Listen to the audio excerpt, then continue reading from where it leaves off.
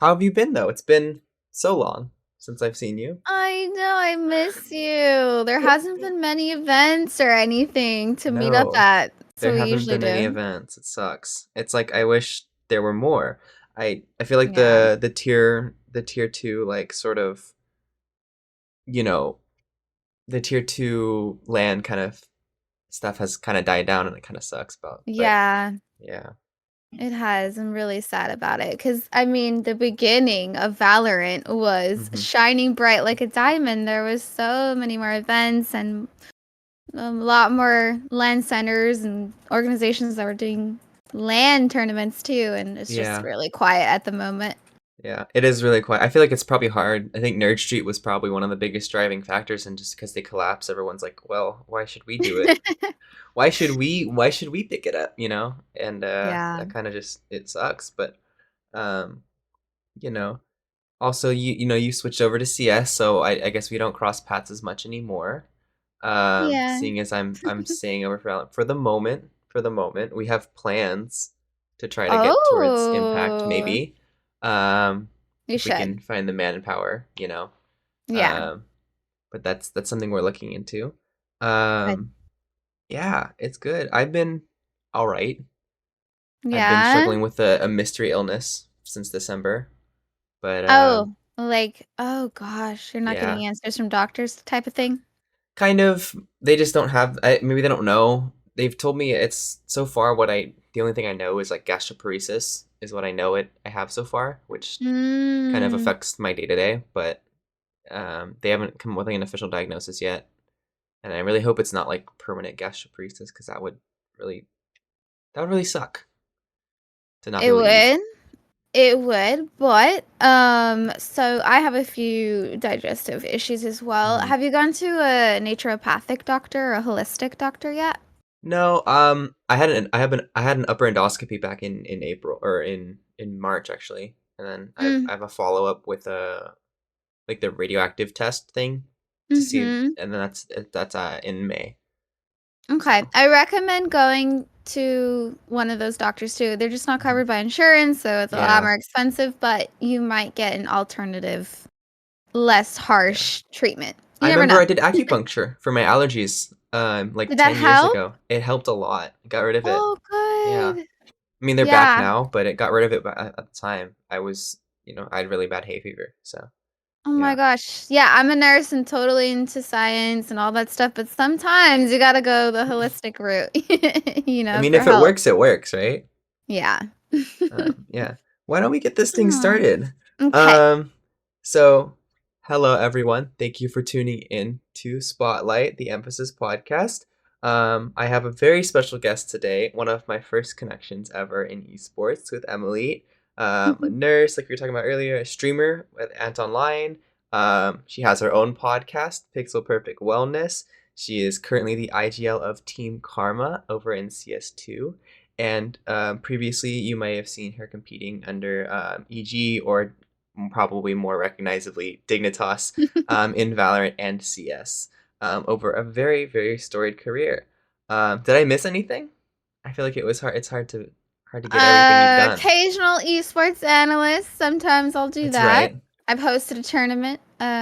Yeah, no, you got it. I feel like it's hard to cover everything you've done, um, Yeah. both in and for the space, and we're very grateful for everything you've done. Aw. Um, So recently, I think most recently, what you've been competing in Impact in the North American circuit. Um, I was looking at the Liquipedia page and like it was very very neat how the rankings all ended up. There were like no, I guess, upsets. Like the one seed didn't lose, the two seed only lost to the one seed, the three seed only lost to the top two seeds, and it went so on and so forth down the entire Mhm. bracket. But I think this is your first or second season of Impact back since you made the switch. What's the difference? What's it been like? It's our second season.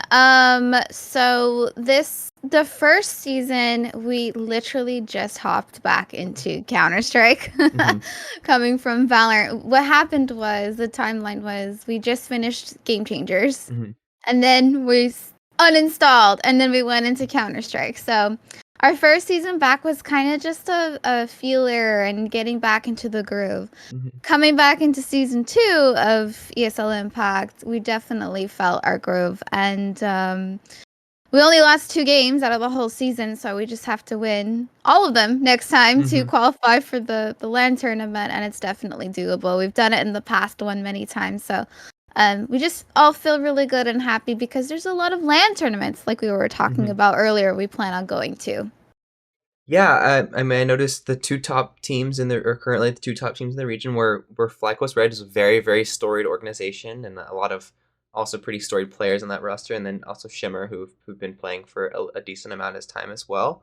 Um, just going way, way back though, what was the first, since we were talking about switching back to Counter-Strike, what was the initial switch to Valorant like?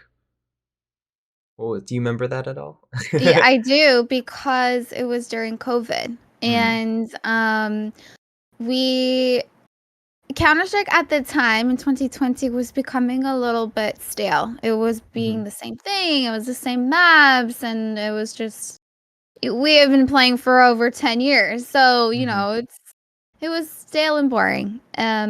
Because COVID came along, it was kind of just like the official, okay, let's swap because there's going to be no LAN tournaments. That's mhm, why we live and breathe is for LAN tournaments. We've always not done nearly as well online mhm, compared to when we go to LAN. We shine mhm, in LAN. Which we showed in Valorant too. We won one of the first game changer tournaments that was hosted by Gen G. mhm. So that was one of the reasons why we switched to Valorant. It was something different. It was a change of pace. There was a whole new scene, and the challenge was very exciting. And then I had that follow-up question of what would the switch back like, but that's we already went through that, and um, you're kind of reaping the benefits now, and I don't know, Game Changers is in kind of an interesting space right now, with Yeah. the accelerated, I think, schedule that we've kind of had in North America, Hmm. where it started a lot earlier in the year, and we're already in season or series 2, and it's like just April, which is very early in the year. Um, but as someone who has competed at the top level of both, what is the biggest difference you think between Game Changers and ESL Impact? The biggest change for me, first of all, I just feel so much happier being back in Counter Strike. It's where I grew up, so Hmm. that's just where my heart was.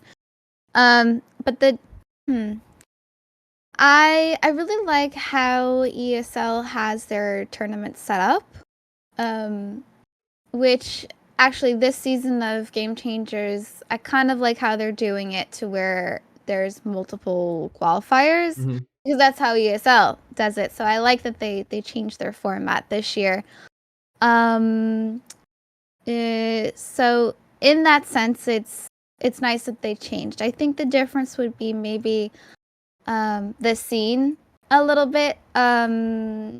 I mean, first of all, there's a lack of org support in both Hmm. scenes, a huge amount. However, um, I feel like ESL Impact is a little bit more structured because I feel like after every Game Changer seasons, teams are just swapping after every season just to Hmm. figure it out. So in ESL Impact, they stay together a little bit longer, and in the Game Changer scene, I feel like they're swapping a little bit more, which I don't blame them because if you didn't qualify for an event, you kind of need to, and similarities are both scenes need more support from orgs in North America. And if you look at Europe, everybody's signed, everybody has the support, however, we don't. So we Hmm. gotta look at why is that? Yeah. Um, I was gonna say probably the biggest difference, at least from a viewer standpoint, probably would be just that GC is the two qualifier big tournament kind of thing, and Impact kind of goes with like a season, right? They with the weekly matches, which I think is a little bit True. more palatable for some people, um, easier for certain teams as well. I think it's probably different trying to do a prep for a team that you don't know who your opponent's gonna be next, and then Yeah, instead that's of what I'm prepping a whole saying. week, right? The structure, it's just much Hmm. more structured and better. And I wish even with challengers, Mm-hmm. I there's hardly any events all year long. Mm-hmm. And in Counter-Strike again, it's just more structured and to the point and what viewers want to see and how Mm-hmm. players want to play too. Yeah, and I think that probably goes back to just the amount of infrastructure that was built, over the how many years Counter-Strike's been around versus how many years Valorant's been around. A lot of the infrastructure, a lot of people jump ship to Valorant, but um, the infrastructure's still there, The Yeah, yeah, I people still think want to do the tournaments online. uh-huh, and that's why FPS games kind of always thrived was for that type of structure. I feel like Valorant is trying too hard to follow League of Legends structure, Mm. and I just think it's not working. And then so we did touch on how you kind of feel like you and your team always tend to be Lanimals, not as much Incredible. onliners. Um, but how important is LAN experience for extended and high level team success is the next question. It's so important, and that's why I would love to see more LAN tournaments for the for game changers, players to go play at. If it's not even with their Hmm. teams, at least make a team that's local. Hmm. Because this type of experience helps you practice in match experience. You can practice all day long, but then when you get to a match, you got the nerves, you got the pressure. There's so much more that you have to practice for.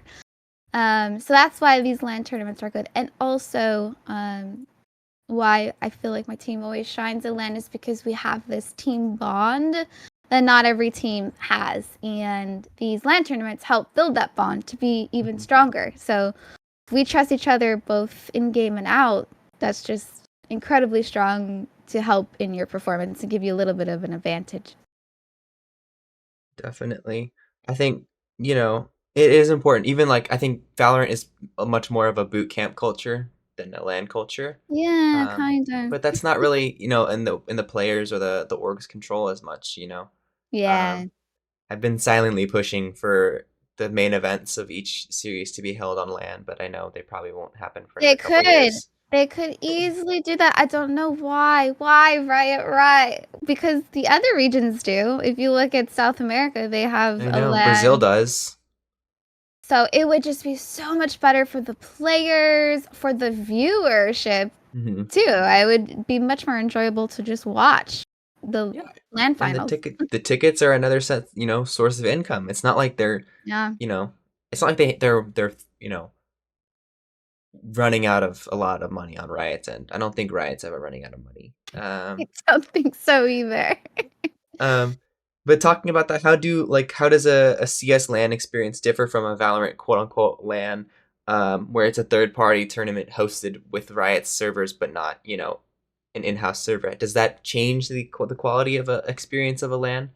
Yeah, the Valorant LANs that were hosted by local LAN tournaments because you can't have your own LAN server makes a bit of a difference. You're still playing online even though you're playing at LAN. If you go to the Counter-Strike tournament and you're playing online at a LAN tournament, everybody would throw a fit. It makes a huge difference for ping and lag and stuff like that. Also, I feel like just the culture's different. I feel like with Valorant, you are not allowed to curse on broadcast, and you have to keep it very PG-13. I Mhm. was in shock. I was in awe when I got back to Counter Strike, and the casters were like dropping f bombs and cursing. I was like, "Oh my god, I'm appalled!" And I was like, "Wait a minute, that's how it used to be." I mean, I Yeah, it's remember different. my first couple LANs, or at least I remember. I think it was. I don't know if it was Astral Clash. I know you were at Astral Clash, but I remember. Yeah. I'm trying to remember the first time I saw Starry Bun play in person, Hmm. and maybe that might have been SGGP out on the beach. Maybe. But I just remember everyone was like, "Whoa!" Like she's so loud. Like I'm like, Yeah. but that's the energy like you need. Like even if you Yeah. can't even understand what she's saying sometimes when she's out up up and screaming at your team. I remember I think I at Ludwig's event during champs or maybe near champions, he um he had an event with like a couple like creators and Starry was playing on Team Fnatic And I remember every time they would get a kill, she was screaming, and everyone was like, "Whoa, like that's so cool, so much energy." Yes, Versus yes, yes, Valorant yes. lands are very quiet. I Um, know, it's just such a different vibe, a different culture. And Starry, like you mentioned, came from the Counter-Strike world, so she's still got that in her blood. So I don't know, it's just totally two different cultures, I guess you could say, for each mhm. game, which is interesting because they're both FPS games and both of them are very have intense situations. Yeah, and they're very similar and like but they're both econ shooters. They're both very high, very low time to kill. Um, there's a lot of Yeah. stuff like that, and it's not like you're comparing like Overwatch to CS, where it's like the impact of one kill in Overwatch is very different than the impact of one Yeah. kill in CS. Yeah. Um, they're pretty similar Mhm. as far as everything goes, but yeah, the culture is just a little bit different. Yeah. I think you people still think of Valorant as the baby brother sometimes, Maybe. because it's still growing, right? It's still, yes, it's got very big viewership numbers, but I think it's still finding its footing a little bit Yeah. and kind of trying to get a little bit more stability, you know? Yeah, I really hope that the whole structure and a lot does change and that they listen to the community of what Hmm. we want because the orgs want it, the players want it, the viewers want it. So, what's the problem? Yeah, everyone wants more LAN tournaments. I don't think anyone's against them. Yeah. Um, we're gonna move into our first segment. Um, this segment is called Snap Decisions. Um, and normally it's kind of just like a word association kind of game. I've only got five traits here listed down, but I'm gonna name the Oh trait, gosh. and you're gonna name a current or former teammate that first comes to mind with that quality. Oh god, a current or former teammate. Okay. Current or former, anybody you've played with. And so the first one is just Zoomer. I had a feeling who you might think of for this one, but we'll see. Who's your Zoomer? I have totally disassociated myself with my Valorant team. So, Zoomer, I'm gonna go with my newest teammate. Oh yeah. Okay. Um, and why would you pick that? Because I've had to teach her a lot of millennial things. Like the other day, I had to teach her "Booty Booty Booty Rockin' Everywhere" song because I had a call out called "Booty."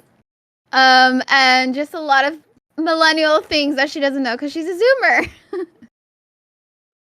Okay, next we have the rock of the team. Sturdy, consistent, always like an anchor right there. Who do you pick? Ellie, she keeps everybody grounded like a rock. Mhm.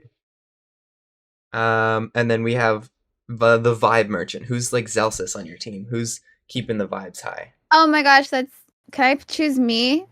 You can. That's me. People think I'm cuckoo crazy for Cocoa Puffs because sometimes if the mood's down a little bit, I'll just scream something random or crack a random joke that everybody thinks is stupid, but they laugh because it's stupid. That's me. Who's the most underrated person you've ever played with? That I've ever played with. Oh my gosh, I have to think about that one. Underrated.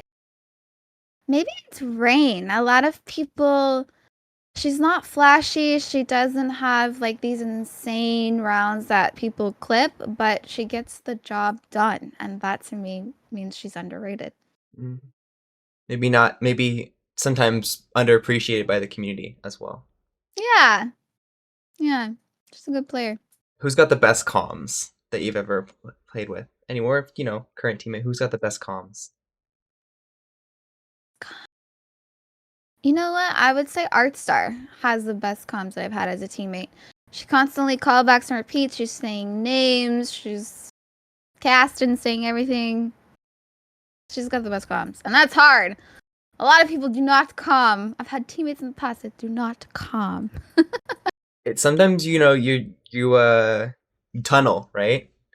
It's hard to Yeah, like to not so tunnel, easy. and then like you tunnel and you're like, okay, I'm just focusing on my crosshair, my area. Yeah. You forget. Yeah. Hmm. That's definitely real. Um but you seem like you're very happy with the current team you've built. Um and you seem like, I remember you were talking about or when we went to Philadelphia, I remember I saw the little gift bags you made. Do you want to explain the history of that? Yeah. I wish I did that sooner. I actually started doing that in Valorant. So we were going to a LAN tournament in Las Vegas, HyperX Arena, for this spike drop, I think it was called. Hmm. And I was like, we're going to Vegas. I just got done recently hosting a bachelorette party. So I'm all about the gift bags now because I was the maid of honor. So I was like, we're going to Vegas. I gotta make a cute little gift bag for my teammates because I had to do that for the bachelorette party. Hmm. So I put together like a little bit of alcohol, for the 21 plus, some hangover stuff, and just like health care, skincare stuff, and everything in between. So I started doing that because I just wanted them to know they're appreciated, and it's nice to be traveling and you get a little gift bag. I would love a gift bag. And so I started doing that. So in my next one, I actually got a job. So I started putting in gift cards because I could afford more stuff, just more stuff out of my pocket. For Starbucks, just things that I think my teammates would appreciate and use, and just to show them, you know, I got them. I'm here for them, and just that, yeah, they're loved. Mhm. And it's special, like, your team probably around the country, across the country, and when you're playing together, in one place, it's special to bring everyone together and compete on the same stage in the same row, right? And it's Yeah, just it's different. It's fun. It's more fun that way. it is. It really is. If I've been on teams or I've had lineups where not everybody got along, and Hmm. you can just tell how that reflects when you're in game.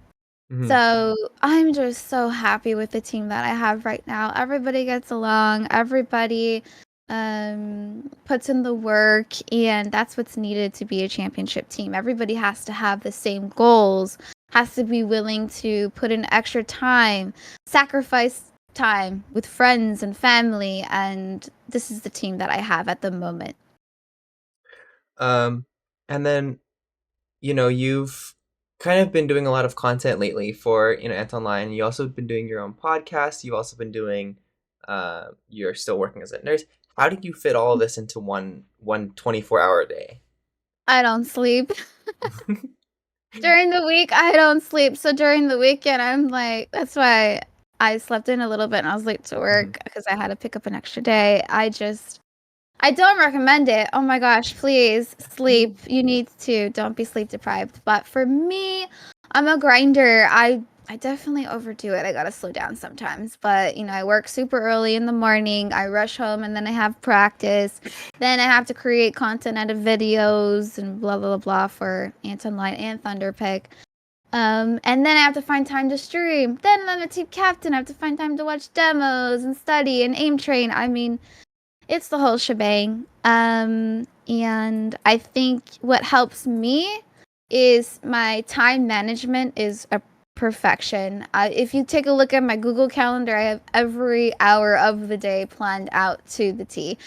Even the days when I need to go, take extra time to shower and do my hair or something like that. Mhm. It has to be planned out because I don't have that much time. Like you said, I'm working literally 6 a.m. till 1 a.m. some days. So the grind is real at the moment, and that's because I don't have an org to support my team. Mhm. So I've got to do extra work on the side. But I know at the end of the day, it's all going to be worth it because I was literally doing this 8 years ago before we got signed by Dignitas. So Mhm. it will be worth it. I'm not giving up. And there's a lot of bumps in the road and people that want me to fail, but I use that energy as motivation to keep me pushing forward even harder. Definitely. I've been doing a lot of stuff as well. I'm obviously not working quite as hard as you because I'm not doing my day job anymore. Because that was running me into the ground. Yeah. Getting home at because I would work from about in a restaurant from about 4 p.m. to like 1 a.m., 2 a.m., and then get Mm, home and try to go to school the next day sometimes was really rough. yeah. Yeah, I left there in December. Um, and Oh. then I fell ill right after that. I fell ill during my last couple weeks Okay, there. so that was your like, okay, I gotta slow Yeah. down and take care of myself. Well, Yeah. yeah, and then they also wanted me to work Christmas Eve, New Year's Eve. Um, and my parents were like, "No, you should come home." And I'm like, "But they're gonna schedule me New Year's Eve, Christmas Eve." Um, so they Okay. agreed that I should leave. And I was like, "Yeah, I'll leave." But I've been doing a lot of work on emphasis lately. Probably not as much as you, but trying to launch all of these different projects at once is very Mm-hmm. difficult. I worked on a style book for them, like for writers and stuff like that. I've been working on this podcast. I've been working on Oh, other video good. editing stuff, and And these are all it's things you love to do. yeah, and so it doesn't feel as much like work, Yeah. which is the good Mm-hmm. part. Um, as my grandfather always told me, like if you love what you work, what your work is, it's not gonna feel like work, Yeah. and he That's the does, whole. and he's still working at 80 something, so Are you serious? because he loves Oh, it. wow. I love that. That's how I hope it is for me in gaming, Hmm. right? I feel like it should never die. It's an innovative thing. Hmm. So I hope to be 80 like your grandpa playing still. Yeah. He's still doing his thing. We're kind of the ones who are slowing him down at sometimes because we're worried about him with all the stuff around all the Yeah. COVID and everything, and he's the one who's like, no, I'm gonna keep going and I'm gonna keep Wow. doing stuff, and yeah, he has showing barely any signs of stopping, which is great. Wow. Yeah. That's motivation for me right there. um, our next segment is hot takes. Just because, or it was actually called Heat Check. We're gonna call it Hot Takes today because I'm just gonna ask you straight up, what is your hot take of the day? Oh god. All right. Hit me with it. I'm asking for yours, but I'll give you mine first so you can think of something. Mine was kind of similar to what we were talking about, is that Valorant is beginning to stagnate as an esport. Mm. It's kind of starting to plateau after the kind of explosive growth it probably saw over the first couple years. And Mhm. then I think this scene, everyone's trying to figure out how, if they're gonna revive it, if they're gonna pump some energy back into it, or if they're gonna give up on it. Well, I'll tell you right now, it's definitely going downhill. Hmm. I think it kind of some of the stuff that we were talking about. There's ways to make it better and improve, and I Hmm. think structurizing it, making there be more events more often, supporting LAN tournaments, allowing third party companies to host and make events because I don't know if you know this, but you have like kind of a pretty big buy-in for a larger prize pool Hmm. with Riot Games. So Yeah, you get have to rid get of a that like an approval, right? approval, and then you have to do a buy-in if they're gonna have. It's not a buy-in. I'm missing the word, but a lot. You have to go through a lot of people for larger prize pool Hmm. events. Get rid of that. We don't need that. And I think if we see more LAN tournaments, more online tournaments, the economy for the game will get better. It will give more reason for orgs to invest into players. It will give more reason for events for more viewers to watch. And the players will be happy. The players want to play. You know, there's Hmm. ways to make it better. Listen to the community or hire somebody that Who will? is. Hire somebody to listen to the community. I know you. I know they see it on Twitter. Just make the decision. Yeah. That's my hot take. Thank you. You don't miss anything about Valorant pretty much, huh? I miss some of the people like you. Hmm. That's why I'm so glad that I did go to Valorant. I met some freaking amazing people.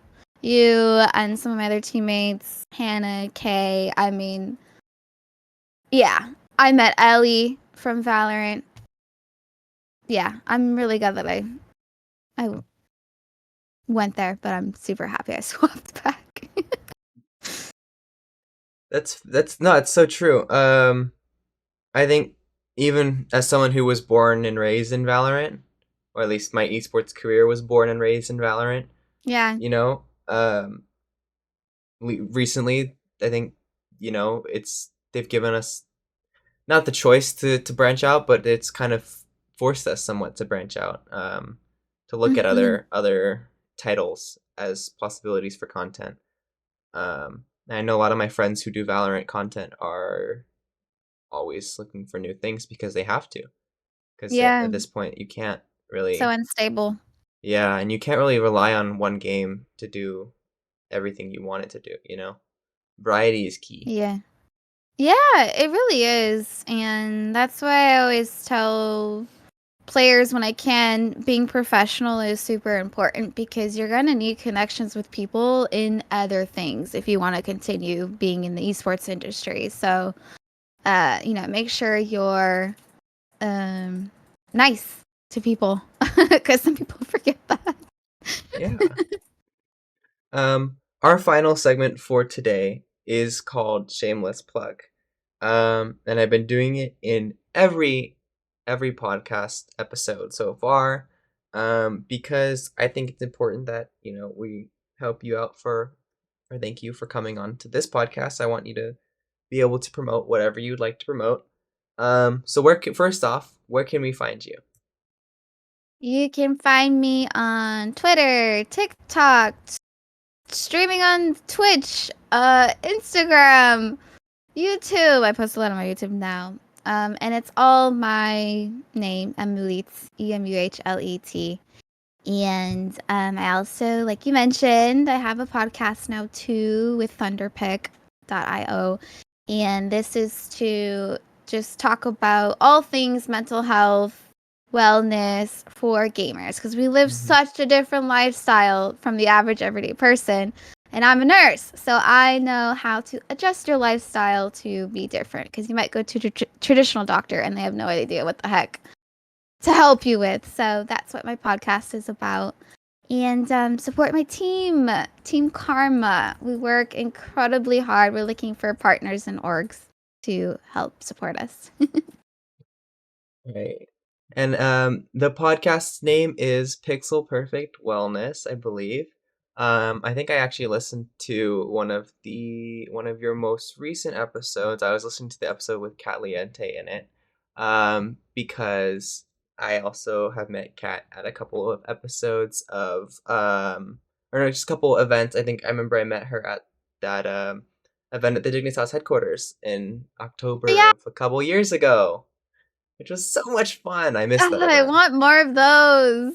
missed that They're event. fun. But it Yeah. was most recently you have talked to Tiger Lily, um, talking about Mm-hmm. fitness and content creation and work, balancing all of that. And you can find that podcast on Spotify, I believe, also probably on YouTube. On Um, YouTube or podcast. anywhere else you find your podcast, I believe. So definitely go check that out, because it's important to be healthy. It's very Thank you. important to be healthy. Um, so thank you for coming on. That is going to wrap up today's episode of Spotlight. I really thank you for watching or listening on Spotify and or YouTube or wherever you find your podcasts. Hope you have a great day and make sure you drink your water because you should always drink your water. Uh, Hydrate. yes, Hydrate. Yes. hydrate.